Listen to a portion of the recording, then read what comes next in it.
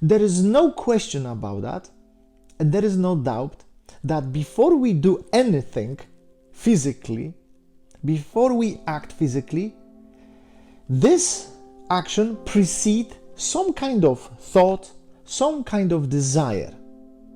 And everybody knows that. So before we put our clothes on, before we eat anything, before we go or plan our vacation or we build a house, we have to plan that. So when there is entrepreneur, and this entrepreneur wants to make money, before he actually is going to confront and sell or buy something, he has to plan that. So gradually, step by step, he's planning the process, and then when he's ready, he is using this illusionary world to confront with and to make money. And the same, of course, rule works in every field of our life, even when we talk about spirituality. When I want to read some book, before I touch the book, before I physically can read this book and have this book, I have a desire in me. Before I want to go to a remote island to have more space for myself, because I need to run away from this illusionary world when there is pain and suffering, I meditate. I visualize, I see myself, I can touch, I can smell, I see colors, shapes. When I pray, when I desire. And then, of course, we go there. Physically, we go there. So, of course, there is no doubt we need this illusionary world to experience, to have what we want. But before, we always meditate. We always plan something with our consciousness. But the question is, how come that whatever we desire and we meditate, this fulfillment, this final fulfillment, it's so short lasting? Let's be honest. If we really pray or if we meditate, and we can meditate 4 hours, let's say, or 20 minutes or 2 hours, and we see ourselves over there, whatever that is, that person, that business, that circumstances, that money, whatever that is, relation, vacation, we see ourselves over there already. Why this doesn't long as supposed to last, as at least lasted in my consciousness? Something went wrong. There is no doubt one more time that we need to work very hard. After we meditate, we need to put now our work towards that aim. We need to go and work, of course, that's obvious. But why this final outcome is so short? This is my question. We should really place an answer to that question. Why this bliss, this enjoyment, it's so short? Why it's so? So you see, I would like to give you a couple of examples and give some food for thoughts to understand why it's so. Imagine a light bulb. The light bulb, it's here in this illusionary world, and the energy flows through this light bulb all the time, 24/7. So when the light bulb really will give the light, when the energy flows through electron, through minus, and this light bulb, this filament says no to this energy, says no, and it depends on the thickness of the filament. The thicker the filament, there is going to be more light. The thinner, less.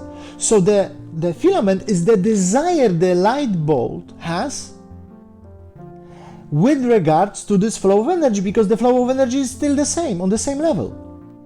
So of the thickness of the filament really depends on how much light is going to be outside, appear. The same with our life. When we have a stone and we throw the stone to the water, let's say to lake, what is going to happen at the end? Which wave, the final wave, when at the coast, is going to be big or small? Of course, small stone, small wave. The wave has already been there, because what is the wave? The wave is the outcome.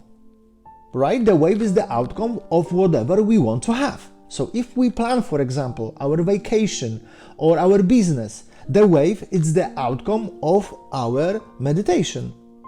So it's very small because we say, oh, it's small stone.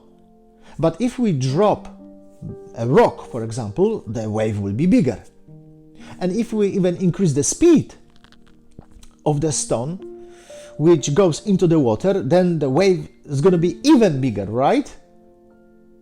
But this is not actually the true, paradoxically, what we believe. But what is the stone? Let's first define. The stone, it's the action we do. The stone, it's everything what we do in our world is this desire that we want to have. So we meditate, first of all, whatever we want to have, and then we, of course, have to proceed, whatever that is. Go to work, plan everything, prepare business plan, schedule a lot of things, change a lot of stuff. That is the dropping and throwing the stone into the water. And we think that this is the most important thing we should do. But not the stone, contrary to what we believe, makes the wave. Or how the wave at the end is going to be. So what does it? The water. The water which says no to that particular stone or rock. The water says no. When the stone is smaller, the water says smaller no. When there is a huge rock, the water says bigger no. Huger, I would say no to that. So imagine, if there is, for example, a meteor going down to the earth, the wave is going to be tremendous. It's going to be huge. Not because of the stone. The stone is just, okay, this degree, that's it. It should go down, that's it. But because the water doesn't want to say yes to that stone, and it says no, and this makes this wave huge. What is this water in our case? It's our volunteer desire to say no to what we truly desire, we would say. So I have this imagination, I have a desire, I want to have this. And we proceed with this, right? Do we ever thought about saying no to that? No. What for?